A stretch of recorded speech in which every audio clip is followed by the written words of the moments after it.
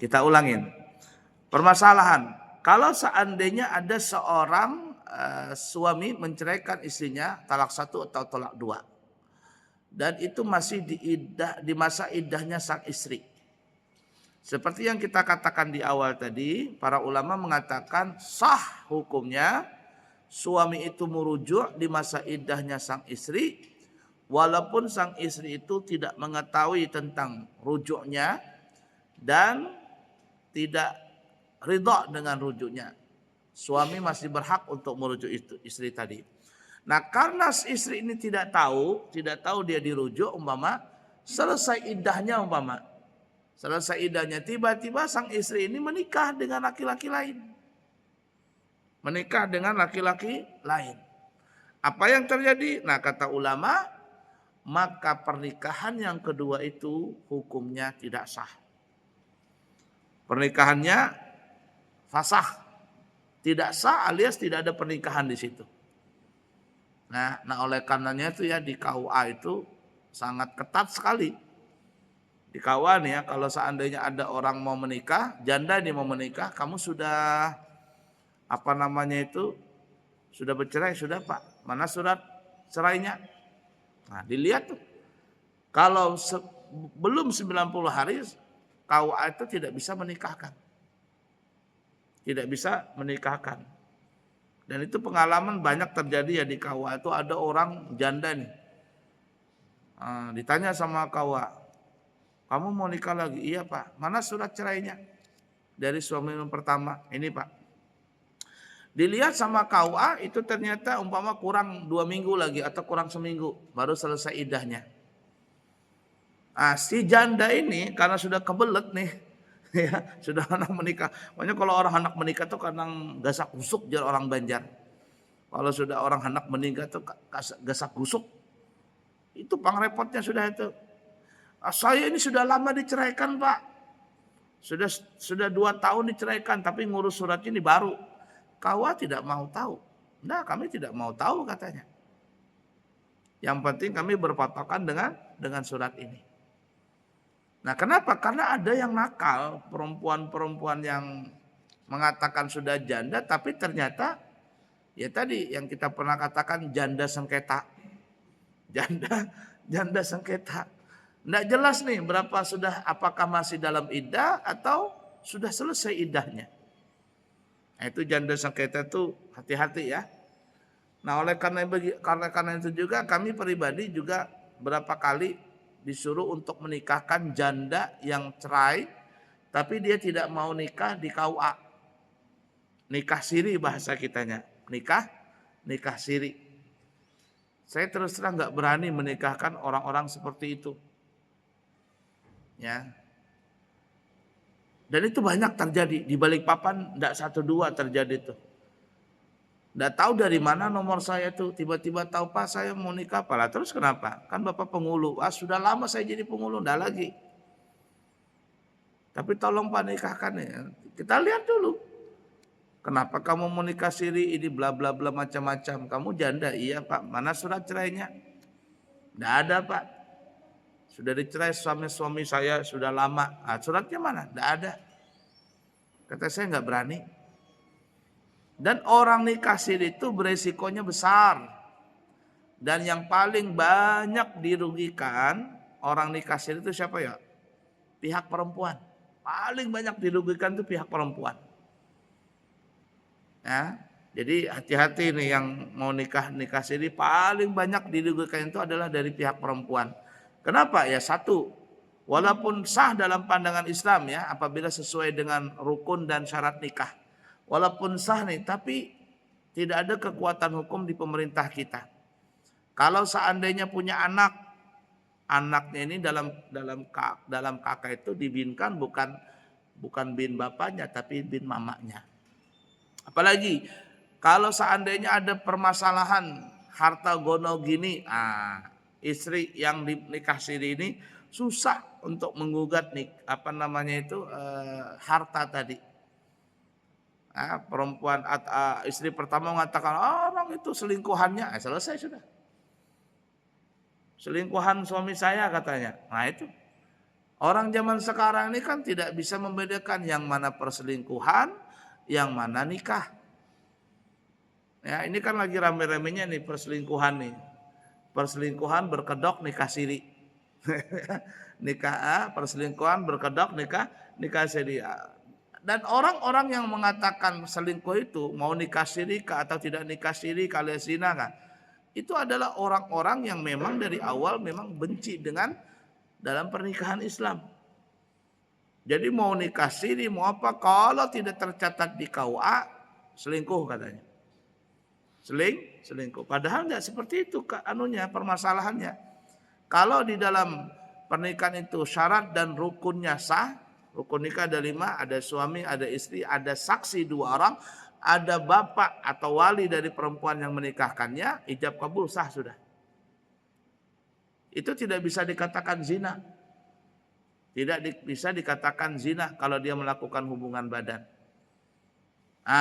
Tetapi orang kita ini mau nikah siri, mau zina, kalau tidak tercatat di KUA, maka dikatakan perselingkuhan itu. Ala kulli hal. Intinya kalau nikah siri yang paling banyak dirugikan itu adalah dari pihak perempuan. Itu ya, jadi berhati-hati kalau seandainya ada seorang perempuan ingin menikah siri. Banyak sekali ya orang tuh minta dinikahkan sama saya. Kata saya, kenapa nggak nikah resmi aja, kata saya. Nikah siri itu risikonya besar. Ya, nikah siri itu risikonya besar. Nanti ada juga Pak buku nikahnya ada katanya. Ya, kata saya itu aspal, asli tapi palsu. Yang pernah saya ceritakan di sini ada mantan penghulu teman saya. Selesai dia pensiun dari penghulu, akhirnya jadi PNS. Apa PNS? Penghulu nikah siri. Penghulu nikah siri. Jadi ketemu sekarang Pak kegiatan PNS katanya. Masa PNS sudah tua begini? Penghulu nikah siri katanya. Iya, terus apa? Ada buku nikahnya? Ada katanya. Dari mana buku nikahnya? Buku asli bukunya. Tapi palsu. Asli itu maksudnya apa? Asli bukunya. Loh, dapat dari mana, kata saya? Ini dapat dari ada kolektornya itu ada tengkulaknya itu ada. Jadi buku-buku itu adalah buku-buku yang dari daerah mana begitu. Ya, daerah mana itu ada buku nggak terpakai. Sudah masa habis, sudah masa berlakunya habis gitu. Nah, itu diambil kemudian ditulis, dibikin cap stempel, siapakah kepala KUA-nya begitu. Ya Allah, kata saya, berapa dijual? 1,5 juta dulu, enggak tahu sekarang. 1,5 juta dulu. Kata saya, ini bahaya dah bubuhannya ini. Dapat dari manakah dia punya buku itu? Kalau dia asli, tidak ada bedanya. Stempel mah itu bisa dibikin. Tanda tangan mah bisa dibikin. Nama siapa yang tahu? Nikah di Papua sana, di daerah pedalaman sana, umpama bukunya yang mengeluarkan. Siapa yang tahu? Dan itu pun banyak terjadi ya. Tahun-tahun berapa, enggak tahu sekarangnya. Itu tahun berapa tuh mafia Indonesia juga itu yang ngajarin. Itu kalau berangkat ke Mekah, kepala rombongan, kepala rugu itu kalau ke Mekah itu bawa buku nikah itu ratusan. Dijual di sana di Mekah. Dijual. Ada tengkulaknya tuh. Nah, jangankan buku nikah, rokok aja banyak dijual. Orang jual rokok di Mekah Madinah itu kayak orang jual narkoba begitu. Sembunyi-sembunyi. La ilaha illallah. Nah, ala kulli hal ya. Jadi kalau ditanya apakah boleh suami merujuk tanpa izin istrinya? Sah, boleh. Asalkan masih di masa iddah. Walaupun istrinya nggak suka, tetap sah. Walaupun istrinya nggak tahu, iya tetap sah. Kenapa? Karena sang istri yang dicerai itu bahasa kitanya masih bebas bersyarat. Nah, jadi suaminya itu boleh sewaktu-waktu mengembalikan istrinya itu dengan merujuk dengan syarat di masa iddahnya. Nah, jadi kalau seandainya kasus tadi ya kita ulangin, Sang istri ini dirujuk oleh suaminya, tapi istrinya tidak tahu. Dan tidak juga dikumpulin. Setelah selesai iddahnya, tiba-tiba sang istri ini menikah lagi. Menikah lagi. Kata suami pertama, tahu loh, kamu kemarin kurujuk loh. Kata istri, aku nggak tahu. Bagaimana ini? Kata suami, engkau kurujuk kemarin sudah di masa iddahmu. Nah, bagaimana pernikahan yang kedua ini? Tidak sah. Pernikahannya tidak sah. Nah, sebagaimana disebutkan dalam riwayat Imam Ahmad, ayyumam ra'atin tazawwajaha ithnani fahiya lil awwali minhuma. Siapapun perempuannya yang mempunyai suami dua, maka dia adalah untuk suaminya yang pertama. Ya, suami yang pertama. Nah, bisa terjadi begitu umpamanya menikah begitu perempuan ini. Ternyata ada dua suaminya. Suami pertama, suami kedua. Yang menikahkan walinya umpama. Maka siapa yang dinikahkan di awal itulah suaminya. Itu kasus seperti cerita masyhur ya, dan itu asli ceritanya. Seperti Syekh Muhammad Arsyad Al-Banjari, beliau yang kalau tidak salah kami lihat di manaqib beliau, kalau nggak salah nih ya, beliau itu berangkat di umur 30 tahun ke Mekah itu. Sebelum berangkat sudah menikah dan punya anak perempuan. Ya, sudah punya anak perempuan. Sampai ke Mekah beliau kurang lebih 30 tahun belajar di Mekah sana. Bahari. Nah, jadi ketika beliau kembali itu sudah umur 60 tahunan. Nah, beliau dengar kabar bahwa anak beliau sudah besar. Zaman dulu kan belum ada HP, belum ada surat, repot zaman dulu kan ya. Lalu beliau menikahkan putri beliau dengan teman beliau. Nah, menikahkan dengan putri beliau. Yang di Indonesia nih, ya menikah juga anak beliau nih, tapi yang dinikahkan sama wali di Indonesia, pamannya kata apa begitu.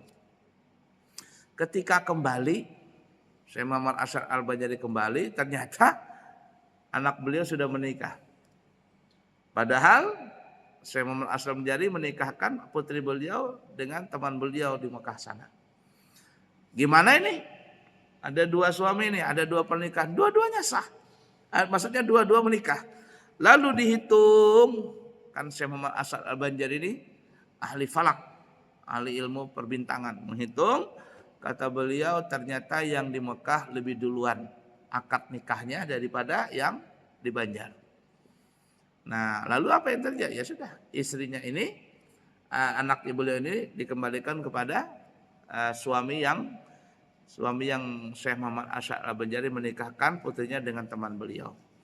Ini dalilnya ayyum ra'atin tazawwajaha ithnani fahiya lil awwali minhuma. Siapapun perempuannya kalau dia menikah dua kali, ya kan ya, maka suami yang pertamalah, pernikahan pertamalah yang berhak untuk menjadikan perempuan itu sebagai istrinya. Suami pertama, suami kedua tidak sah. Nah, itu bisa terjadi. Nah, ya. Ini tanpa kesengajaan. Ya, seperti kasus yang kita sebutkan tadi, perempuan yang telah diceraikan di masa rujuknya, suaminya merujuknya, tapi nggak tahu istrinya. Si pikir istrinya ini sudah selesai iddahnya, dia nikah lagi. Maka pernikahan yang kedua ini tidak sah.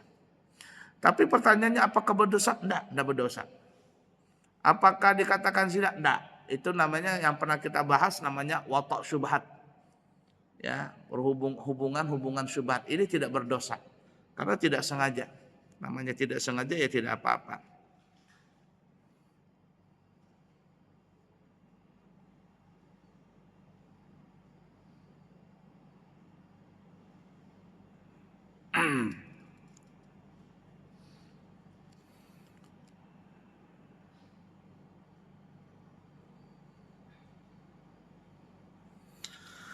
Nah, kemudian terakhir kata ulama, kalau seandainya terjadi suami itu merujuk istrinya tanpa sepengetahuan istrinya, dan istrinya tidak ridho untuk dirujuk kembali, yang kita katakan tadi kan rujuknya itu sah. Tapi kata ulama hukumnya haram. Sah tapi haram. Kenapa? Karena itu menyakiti istri hatinya. Seakan-akan istrinya itu sebagai permainan saja. Ya, sebagai permainan. Diceraikan, dirujuk lagi, diceraikan, dirujuk lagi. Kata istrinya, aku ini sebagai boneka aja dipermainkan begini. Nah, kata ulama, ya kalau seandainya istrinya tidak mengetahui dirujuk dan istrinya juga mungkin tidak ridha, rujuknya suami kepada istrinya sah. Tetapi kata ulama hukumnya haram. Kenapa haram? Karena menyakiti perasaan si istri tadi. Intinya, kesimpulannya adalah yang lebih baik ketika sang suami ingin merujuk istrinya itu, pakailah mazhab Syafi'i, yakni suami ini merujuk dengan kata-kata di hadapan istrinya dan di hadapan saksi. Dan kalau bisa ditanya dulu, wahai istriku, kalau kita kembali lagi sebagai suami istri, aku ini menyesal. Kalau aku ada salah minta maaf. Ngakuin saya sebagai laki-laki. Nah kalau istrinya mengatakan iya aku juga menyesal, kalau aku juga ada salah minta maaf.